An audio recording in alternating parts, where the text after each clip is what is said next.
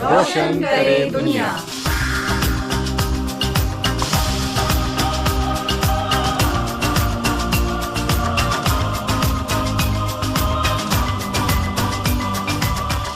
नमस्कार दोस्तों। कौन कहता है कि कामयाबी किस्मत तय करती है, इरादों में दम हो तो मुश्किलें झुका करती है। मैं हूं शाइना एनसी। स्वागत है आप सभी का विविध भारती के कार्यक्रम रोशन करे दुनिया में। हर हफ्ते हम आपसे मिलाते हैं एक नई शख्सियत से, ऐसे लोग जो अपने प्रोफेशन के साथ साथ समाज के लिए कुछ अच्छा काम कर रहे हैं और लोगों की दुनिया में रोशन फैलाते हैं। आज हमारे साथ स्टूडियो में मौजूद है नीति गोयल जी, जो एक समाज सेविका भी हैं और उन्होंने जो काम कोविड में किया, शायद इसकी चर्चा देश भर में हुई। नीति जी, स्वागत है आपका। नमस्कार, मैं हूँ नीति गोयल आपके साथ। Thank you Shaina ji, thank you दोस्तों for having me on your show.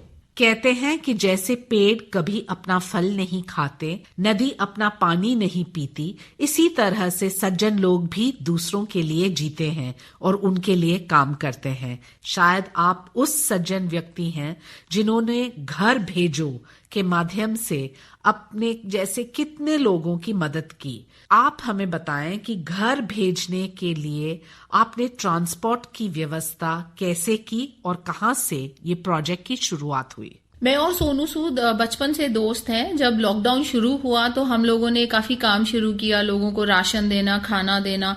तो एक बार हम खाना बांट के आ रहे थे, तब हमने वेस्टर्न एक्सप्रेस हाईवे मुंबई में देखा हजारों की तादाद में हमारे प्रवासी भाई बहन चल के जा रहे हैं। तो हम जब रुके तो उन्होंने कहा कोई यूपी जा रहा है, कोई बिहार जा रहा है, कुछ रांची के वर्कर्स थे।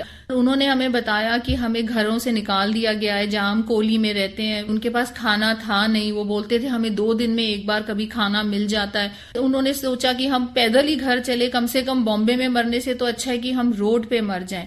ये सुन के हमारा काफी दिल दहल गया। हमने उनसे काफी आग्रह किया कि आप लोग रुक जाइए। उसमें से 500 लोग हैं जो वहां पे रुके और हमने उनको कन्विंस किया कि हम आपको कैसे भी करके 1 हफ्ते के अंदर अंदर घर भेजेंगे, क्योंकि हमें खुद नहीं पता था हम कैसे भेजेंगे। और हमने उनको ये भी विश्वासन दिया कि हम आपको खाना पानी सब व्यवस्था करेंगे जब तक हम आपको घर नहीं भेजते। फिर हमने ट्रांसपोर्ट कंपनीज को फोन करना शुरू किया। सबकी बसेस बंद थी, कोई फोन नहीं उठा रहा था, सब ऑफिसेज बंद थे। ऐसे करके 2-3 दिन निकल गए। मेरे को लगता है मैंने और सोनू सूद ने मिलके कुछ 1000 ट्रांसपोर्ट और ट्रांसपोर्टर्स को कॉल किया होगा, but we did not find any buses. Finally हमें एक आदमी मिले जिनके पास 120 बसेस का फ्लीट था, ब्रांड न्यू बसेस थी। वो तैयार हो गए अपनी बसेस हमें देने के लिए, इस कंडीशन पे कि वो बसेस अगर कुछ भी खराब हुआ, कुछ भी प्रॉब्लम हुई तो we will reimburse the cost, क्योंकि पथराव हो सकता था, कुछ भी हो सकता था। उन्होंने पहले प्रवासी भाइयों को घर भेजने के लिए हमें 10 बस दी और वहां से घर भेजो की शुरुआत हुई। But at the end of it हम लोगों ने 1.5 लाख प्रवासियों को उनके घर भेजा पूरे इंडिया में। एक बहुत विचित्र कहानी है। वो लोग ब्रिक क्लिन वर्कर्स थे बिहार के और वो फंसे हुए थे अपना कश्मीर के आगे। तो उनको बहुत मुश्किल से हमने वहां से निकाला और उनको भेजा। पर इस अभियान में हमारे साथ बहुत वॉलंटियर्स, बहुत एनजीओज और पूरे इंडिया से लोग जुड़े, तभी ये पॉसिबल हो पाया कि 1.5 लाख प्रवासी अपने घर पहुंच पाए। आपने एक प्रोजेक्ट चलाया, खाना चाहिए, और इसमें आपका एक्सपीरियंस पूरे देश में लोगों तक पहुंचा। क्या जरूरतमंद लोग से आप संपर्क जब करते थे कठिनाई होती थी, या कैसे आपने ये नेटवर्क बनाया? खाना चाहिए फाउंडेशन एक फाउंडेशन थी जो हमने कोविड के दौरान ही स्टार्ट की थी। मैं और मेरे कुछ 4 फ्रेंड्स हैं, रूबिन, अनीक, प्रतीक और स्वराज। जब लॉकडाउन शुरू हुआ तो हमने देखा आसपास काफी लोग हैं जिनके पास बिल्कुल खाना नहीं है। तो हमने ऐसी एक पायलट प्रोजेक्ट किया। और मैं रेस्टोरेंटर हूँ, मेरे रेस्टोरेंट्स हैं मुंबई में, कीबा, उस्ताद, मद्रास डायरीज। तो मैंने सोचा हम लोग अपने रेस्टोरेंट से ही खाना बना के जाते हैं बाहर रोड पे और देखते हैं कि कितने लोग हैं। पहले दिन हम 1200 मील लेके गए और अगर हमारे पास 12,000 मील भी होते तो कम थे। इतनी तादाद में लोग थे जिनको खाना नहीं मिला था, जो भूखे थे। फिर हमने रियलाइज किया कि काफी रेस्टोरेंट्स तो सब बंद ही थे, उनकी किचन कैपेसिटीज एम्प्टी थी, उनके शेफ खाली थे। तो हमने सारी रेस्टोरेंट इंडस्ट्री को इकट्ठा किया, हमने सबसे रिक्वेस्ट की कि आप मील्स बनाइए और हमें दीजिए और हम उनको बांटेंगे लोगों में जिनकी जरूरत है हमें। धीरे धीरे करके हमारा ये जो अनऑर्गेनाइज्ड ऑर्गेनाइजेशन था वो एक बहुत ही ऑर्गेनाइज्ड ऑर्गेनाइजेशन बन गया और 1200 मील से हम एक हफ्ते में we were distributing 80,000 meals a day. हमने 282 श्रमिक ट्रेन्स को अडॉप्ट किया जिसमें हम फ्री खाना, पानी, दूध, मठरी, फ्रूट्स दे रहे थे। हमने काफी माइग्रेंट कैंप्स लगाए थाना, दहिसर, वाशी में, ताकि जो प्रवासी चल के जा रहे हैं उनको हम ORS, चप्पल, ऐसी चीजें दे दे जिससे उनका रास्ता थोड़ा इजी हो जाए। और धीरे धीरे जुड़ते जुड़ते हमारे साथ काफी कॉर्पोरेट्स जुड़ गए, काफी ऑर्गेनाइजेशंस जुड़ गई और हमारा स्केल ऑफ ऑपरेशन बढ़ता गया। इनफैक्ट आज हम एक सब्जेक्ट ऑफ स्टडी हैं in a lot of universities in Australia, in US, even in Azim Premji foundation is doing a research on us that how एक unorganised group of individuals could operate and achieve that scale of operations in a lockdown. तो मुझे लगता है शायद भगवान मुझे train कर रहे थे रेस्टोरेंटर तो इसलिए बनाया, because I had to see this situation. Being a restaurateur I knew कि कहाँ से सामान हमें लॉकडाउन में भी मिल सकता है। हमने वेंडर्स के गोदाम खुला के उनसे चावल, अनाज ये लिया। हमने नासिक में फार्मर्स थे जो जला रहे थे अपना प्रोड्यूस बिकॉज वो बॉम्बे तक ट्रांसपोर्ट नहीं कर पा रहे थे। इसमें मुंबई पुलिस ने हमारी काफी मदद की and we could get truck loads of fruits, vegetables जो हमने खाने में यूज किया। जो वर्ली में कंटेनमेंट जोन्स थे वहां पे हमने फ्री में सारे फ्रूट्स और ये सब बांटे ताकि लोगों के घर में चूल्हा जलता रहे और उन्हें मील्स मिले।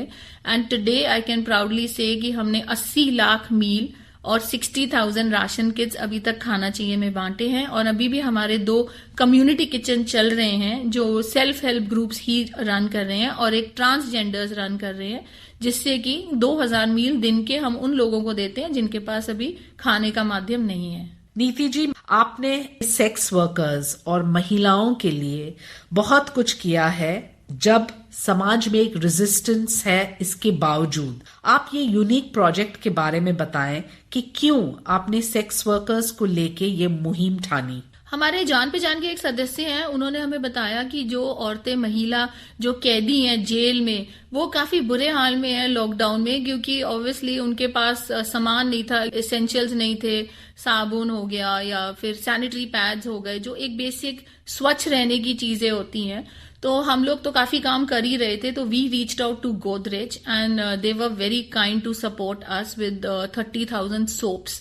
तो वो हमने जाके सारी महिलाओं को दिए। वो मॉरली बहुत डाउन थे तो हमने उनके लिए थोड़े कल्चरल प्रोग्राम्स ऑर्गेनाइज किए। तो ये सब हमने किया और उनको हमने सैनिटरी नैपकिन बांटे और इस तरह से वी मेड श्योर दैट उनको वो बीमारियों से दूर रहें, स्वच्छ रहें और लॉकडाउन की स्थिति पास हो जाए। और जो ये सेक्स वर्कर्स हैं कमाठीपुरा में, ये कुछ 800 सेक्स वर्कर्स हैं और भिवंडी में भी कुछ सेक्स वर्कर्स हैं। तो उनके पास कुछ खाने को नहीं था, उनके बच्चे भी भूखे मर रहे थे। So we decided to adopt all these sex workers till the time things resume. तो हमने उनको अपने फाउंडेशन खाना चाहिए से मील्स दिए और उनके बच्चों को हमने BMC के नाइट शेल्टर्स में एडमिट करवाया ताकि वो वहां रिस्पेक्टफुली रह सकें और उनको मील्स बन सकें। हाँ, जहां तक ये सेक्स वर्कर्स की बात है शाइना जी, ये काफी एक टैबू सब्जेक्ट है। जब मैं गई तो मेरी खुद के लोग बोले थे, अरे आप कमाठीपुरा जाके आए, बट वो भी एक इंसान है, वो भी लाचार है, उनको भी कुछ सर्कमस्टांसेस थे जिसके कारण आज वो वहां हैं। So we are trying to even help them now कि वो इस प्रोफेशन से बाहर आए और उनको जॉब अपॉर्चुनिटीज मिले। उनके बच्चों के लिए we are doing vocational training like office boys, house help, nurses. तो ये सब हम काम अभी भी कर रहे हैं। इनफैक्ट अब काम करते करते 3 साल हो गए हैं with the sex workers and now I am seeing a huge change हमारे समाज में। अब बहुत लोग हैं जो उनके साथ जुड़ना चाहते हैं। सो आई थिंक ये एक बदलाव अभी सोसाइटी में आ रहा है which is for the good and I am sure this will be successful. कामयाबी तो एक दिन में नहीं मिलती है, मगर ठान लो तो एक दिन जरूर मिलती है। आपकी ग्रीन आर्मी क्या करती है और क्या है इसके पीछे कॉन्सेप्ट? लॉकडाउन के दौरान हमें काफी यूपी में जो नाविक थे, पॉटर्स थे, पंडित थे और जो राजस्थान में आर्टिस्ट थे, आपके म्यूजिशियंस हैं पाकिस्तान बॉर्डर पे, उन सब ने रीच आउट किया था कि उनको राशन चाहिए बिकॉज उनका भी कुछ काम नहीं था और उनके घर में बिल्कुल राशन नहीं था। तो हमने उनको सपोर्ट करना शुरू किया, राशन से, खाने से, पानी से। फिर हमारे पास मिर्जापुर में कुछ लड़कियां आई, उन्होंने बोला कि हम स्कूल नहीं जा पाते हैं क्योंकि यहाँ पे फॉरेस्ट एरिया और नक्सलाइट एरिया है। तो वहां पे हमने कुछ 250 साइकिलें उन्हें बांटी। जब हम ये काम करने गए तो हमने देखा कुछ ऐसे विलेजेस हैं, बहुत ही रिमोट विलेजेस हैं, जहाँ पे कई विलेजेस में तो बिजली भी नहीं है। वहां पे जो औरतें हैं they are subject to domestic violence. तो हमने उन लेडीज से बात की कि आप अपने राइट के लिए खड़े क्यों नहीं होते, आप मार क्यों खाते हैं। औरत को एक समाज में जो इज्जत चाहिए, जो रिस्पेक्ट अपने आदमी से मिलनी चाहिए, वो तो जरूरी है। फिर एक गांव है जहां पे हमने 25 औरतों को बड़ा समझा बुझा के मनाया कि आप बेसिक पढ़ना लिखना सीखिए और आप एक थोड़ा सेल्फ डिफेंस सीखिए, ताकि अगर आपकी कोई मारपीट हो तो एटलीस्ट आप अपने बच्चों पे अत्याचार ना होने दें, अपने आप पे अत्याचार ना होने दें। तो जब हमने ये किया, उनको 3 महीने का ट्रेनिंग दिया, तो उस पूरे गांव में एक बदलाव आया। वो 25 औरतें खड़ी होती थी हर घर के लिए जहां पे वायलेंस होती थी, मारपीट होती थी। धीरे धीरे 6 महीने में उस पूरे गांव में आदमियों ने शराब पीना छोड़ दिया और उल्टा काम करके उन्होंने अपने बच्चों को स्कूल भेजना भी शुरू किया। और हमने उनको ग्रीन साड़ियां दी और उनको बोला कि ये ग्रीन आर्मी है। तो शाइना जी, यहाँ से हमारी ग्रीन आर्मी की शुरुआत हुई। फिर हमें बहुत फोन आने लग गए दूसरे गांव से कि हमारे गांव में भी ग्रीन आर्मी बनाई है। ऐसे करते करते हमने यूपी में 250 गांव में 1800 महिलाओं की संख्या में ये आर्मी तैयार की है। अब नेक्स्ट फेज में हम उनको एम्प्लॉयमेंट दे रहे हैं, क्योंकि वो औरतें अब आत्मनिर्भर भी होना चाहती हैं, वो सक्षम है कुछ भी काम करने में, वो स्ट्रांग है। तो हमने उनको स्विंग सेंटर्स लगा के दिए, उनको ठेले दिए, उनके लिए फोन लाइब्रेरीज भी बनाई हैं और हमने उन्हें एक टैग दिया पुलिस की सखी का। सो दे ऑल्सो फील कि हाँ, हम इम्पोर्टेंट हैं। आज उनकी पूरी गांव में इज्जत है, उनके मर्द उनको बहुत इज्जत से देखते हैं, वो घर में कमाती हैं। सो ये करते करते वी रियलाइज्ड कि हमें बाकी स्टेट्स में भी काम करना चाहिए। तो हमने फिर गुजरात, यूपी और महाराष्ट्र में ये शुरू किया और मैंने एक प्रोजेक्ट शुरू किया नारी नीति के नाम से, जिसमें हम उन गांव में काम कर रहे हैं जहां पे कोई भी इंडस्ट्रियलाइजेशन नहीं है और उन लोगों को कोई भी जॉब्स नहीं है। तो वैसे हम घरों में हर घर में एक गाय डोनेट कर रहे हैं जो 10 से 12 लीटर दूध देती है। इसका प्रोजेक्ट का नाम है हर घर गाय अभियान। इससे हम लोग क्या करना चाहते हैं कि वो लोग दूध बेच के या दूध से घी बना के अपने घर का संचालन कर सकते हैं और हम उनको गोबर से दिए, अगरबत्ती, ये सब चीजें भी हमने बनाना सिखाया है। इसके लिए GCCI गवर्नमेंट की एक एजेंसी है जो हमारे साथ जुड़ी है, जो उन औरतों को ट्रेन कर रही है ये सब चीजें बनाने में। एंड देन हम उनको हेल्प करते हैं to sell these products so that they can earn a living. तो ये अब हमारा प्रोजेक्ट चल रहा है और अगर कोई भी हमारे साथ जुड़ना चाहते हैं so they can reach out to us on care@lbtrust.in, CARE care@lbtrust.in, या they can contact me on 9320021676। नीति जी, आपको बहुत सारे अवार्ड्स भी मिले हैं। हम जानना चाहेंगे कि क्या अवार्ड मिलता है तब संतुष्टि होती है या फिर जब सही में दुआ मिलती है लोगों की तब संतुष्टि मिलती है? For me award what they mean is it's a assurance. ये मुझे एक विश्वास दिलाते हैं कि हाँ, मैं सही राह पे हूँ। खुशी तो मिलती है जब मैं उन बच्चों की आंखों में वो खुशी देखती हूँ, जब उनको खाना मिलता है, जब उनको पढ़ाई मिलती है, जब उनकी माँ की रिस्पेक्ट होती है, इज्जत होती है, जब उनके पापा उनकी माँ को प्यार से गले लगाते हैं, वही आदमी जो पहले उनको मारते थे। वो मेरे लिए एक सच्चा अचीवमेंट है, एक अवार्ड है। अवार्ड से जरूर दुनिया की नजरों में आते हैं और लोग हमारे साथ जुड़े हैं अवार्ड्स के कारण, but for me the real happiness is in seeing the happiness in the eyes of the other person. अपने लिए जिए तो क्या जिए, दूसरों के लिए जिए तो जीते हैं।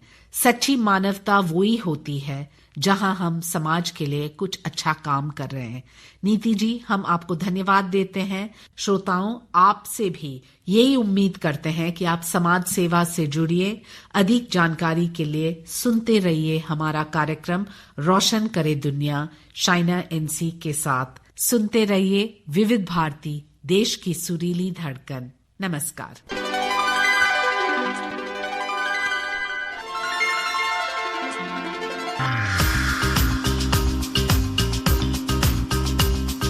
रोशन करे दुनिया।